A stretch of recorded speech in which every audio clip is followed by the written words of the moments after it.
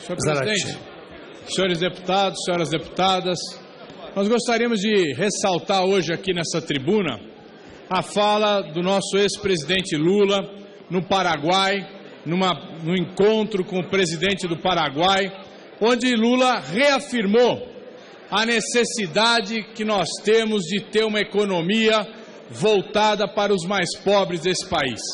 Particularmente, ele destacou que quando em 2003, no início do seu primeiro governo, numa situação de crise, ele adotou políticas de distribuição de renda, políticas sociais, que foram a sua marca durante 8 anos e a marca dos governos do PT. O presidente Lula destaca isso porque é importante trazer esse debate no momento em que nós temos que resolver um problema de um buraco de 30 bilhões de reais no orçamento e temos que achar soluções para isso. E quais as soluções que nós consideramos que são fundamentais? São aquelas soluções que tratam exatamente de garantir os programas sociais, de garantir que nós continuemos tendo uma política de salário mínimo, de valorização para propiciar as condições de consumo da grande maioria dos brasileiros, de programas sociais como Bolsa Família e outros programas que vêm junto, de programas sociais que têm importância no investimento e na multiplicação do emprego, como é o programa Minha Casa Minha Vida. Esses programas nós temos que colocar como um ponto central nessa política, assim como a necessidade de termos investimentos em infraestrutura que garantam a dinamização da economia brasileira, um aumento da produtividade da economia brasileira. E para isso, nós temos que ter efetivamente uma política seletiva de cortes.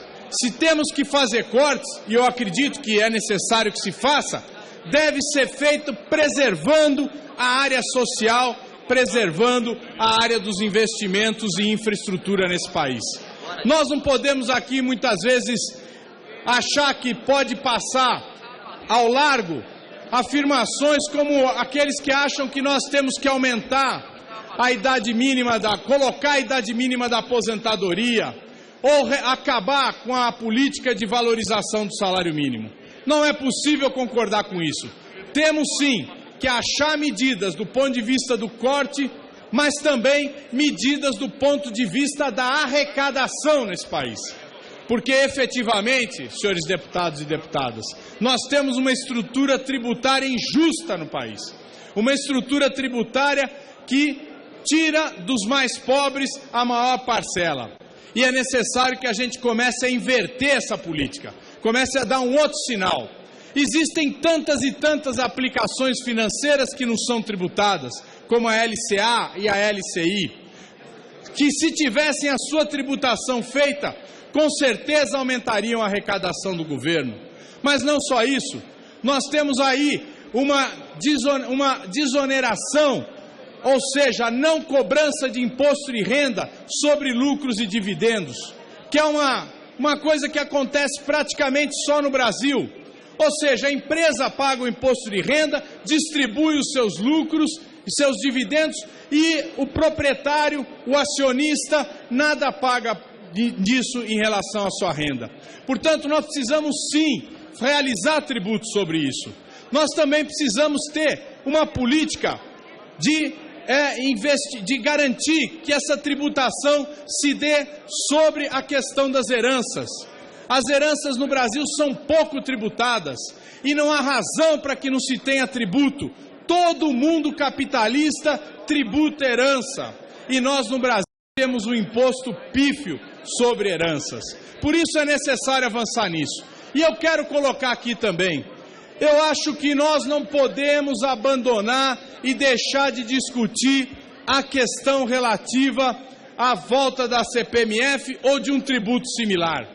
E nós podemos sim fazer uma política em relação à CPMF que garanta que os mais pobres, as menores rendas, não paguem esse tributo, sejam isentas da cobrança desse tributo, mas que a gente possa também dividir não só ficar esse recurso com a União, mas dividir com estados e municípios, ajudando os estados e municípios a saírem da situação difícil em que se encontram com a queda de arrecadação geral.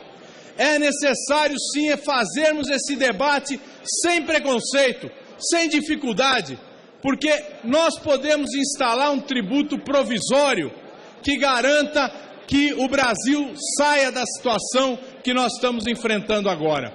Essa necessidade nós temos que enfrentar. O Brasil tem todas as condições de sair dessa crise, tem todas as condições de superar essas dificuldades, apesar do cenário internacional muito difícil que nós estamos assistindo. Um cenário internacional onde nós olhamos hoje a Europa com milhares e milhares de imigrantes vindo da África. Isso não é à toa, isso não é só por conflitos de guerra, isso é também por uma situação econômica difícil na África, onde nós assistimos a China reduzindo seu crescimento e realizando políticas de contenção. E isso atinge a todo mundo, todos os países emergentes. Portanto, nós temos que fazer política assim, como fazem os países centrais, como faz os Estados Unidos e a Europa, política de incentivo, política de que aumente a renda do povo, de distribuição de renda e, ao mesmo tempo, investimento em infraestrutura no país. Nós não podemos deixar de lado. Nós temos que superar esse momento e dar um lance para frente no nosso país. Um país que nós temos aqui todas as condições energéticas que muitos países não têm, todas as possibilidades de energia, seja o petróleo em grande quantidade, a energia hidroelétrica, o gás, a energia alternativa como nós temos a energia eólica, a energia solar. Todas essas condições nós temos. E como é que nós podemos imaginar que o Brasil não tenha condições de sair dessa crise? Vamos sair dessa crise sim, e temos que sair mais forte dessa crise. Temos que juntar e concentrar os nossos esforços naqueles projetos que são fundamentais, projetos que levam em conta inclusive o desenvolvimento tecnológico e científico, porque também um país não avança se não tiver o desenvolvimento tecnológico e científico, as condições de pesquisa nas universidades, as condições de aplicar esse conhecimento na produção. E isso nós temos que avançar muito no Brasil ainda. E temos as condições para avançar, porque o nosso conhecimento científico e tecnológico muito se desenvolveu em todos esses anos.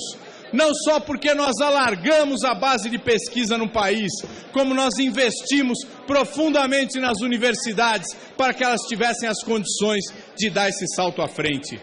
Hoje, quando a gente olha as pesquisas que são desenvolvidas para a exploração do petróleo, para o desenvolvimento nuclear através da Marinha principalmente, para o desenvolvimento energético em tantas fontes de energia, nós vemos a importância que o Brasil ganhou nesse setor. E é por isso que nós temos efetivamente que garantir que o governo federal, as prefeituras e os estados tenham as condições de continuar investindo em nosso país. E, ao mesmo tempo, tenha o nosso povo a condição de continuar tendo a sua renda, que não assista uma distribuição de renda. Assistimos, por exemplo, e lemos nos jornais, muitas vezes se desenvolver a tese de congelamento de salário do funcionalismo. Nós não podemos concordar com congelamento de salário. Nós não concordamos com aumentos gigantescos de salário, como muitas vezes se tenta passar nessa casa. Mas, efetivamente, nós temos que garantir ao funcionário público que não haja perda do seu salário, que não haja perda da sua renda. Temos que garantir ao trabalhador aposentado que receba a sua renda efetivamente. E é por isso que nós vamos continuar aqui defendendo os aposentados no Brasil, defendendo as condições para que a aposentadoria se dê de forma digna e que o trabalhador que durante toda a sua vida se dedicou a esse país, esse trabalhador seja valorizado, esse trabalhador seja reconhecido. O Brasil, para sair da crise, não pode fazer a política que muitos países fizeram e que levaram a enterrar as suas perspectivas de futuro. Um país só avança com um povo forte.